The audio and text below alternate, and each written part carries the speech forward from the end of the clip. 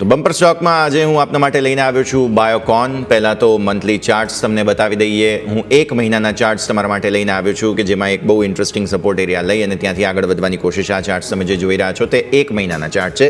QIPના સમાચાર હતા, તમને યાદ હશે. એટલે કોઈ ઇન્સ્ટિટ્યુશનને પ્લેસમેન્ટ કરી અને પૈસા ઊભા કર્યા છે કંપનીએ, અને તે બાદ એક ગ્રીન કેન્ડલ બની છે.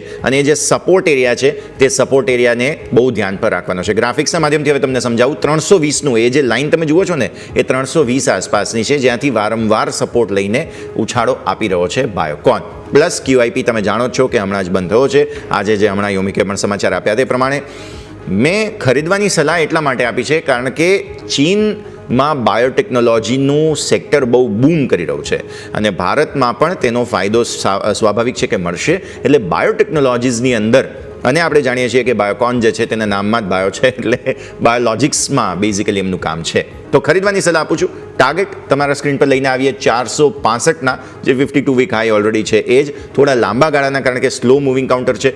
310નો સ્ટ્રિક્ટ સ્ટોપ લોસ રાખવો પડશે, કેમ કે 320થી સપોર્ટ લીધો છે. 310 બીજા 10 રૂપિયા નીચે આપણે રાખીએ ત્યાં 100 દિવસની મૂવિંગ એવરેજ પણ આવે છે. તો આપણે ધ્યાન રાખવાનું છે 310, 465. આ છે બાયોકોન તમારા માટે થઈને. યોમિક, તમારી કઈ સલાહ?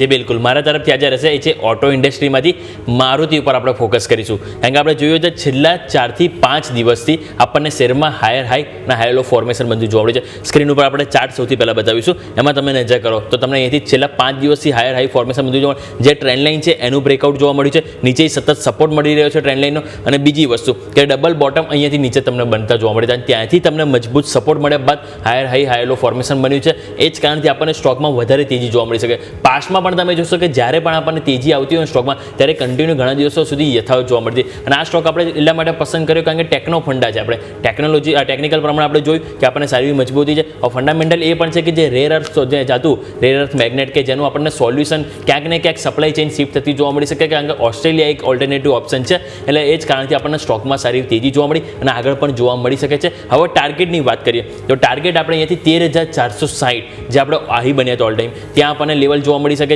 અને નીચેની તરફ જો સપોર્ટ વાત કરીશું તો આપણે 12,333, જ્યાં ડેઇલી ચાર્ટમાં આપણે 50 દિવસની એક્સપોનેન્શિયલ મૂવિંગ એવરેજ આવે છે અને સપોર્ટ તરીકે, અને ઉપર 13,460 જે ઓલ ટાઈમ હાઈ બને છે અને આપણે એની ટાર્ગેટ તરીકે ફોકસ કરીશું. તો મારા તરફથી આજના દિવસે રહેશે મારુતિ પર ફોકસ.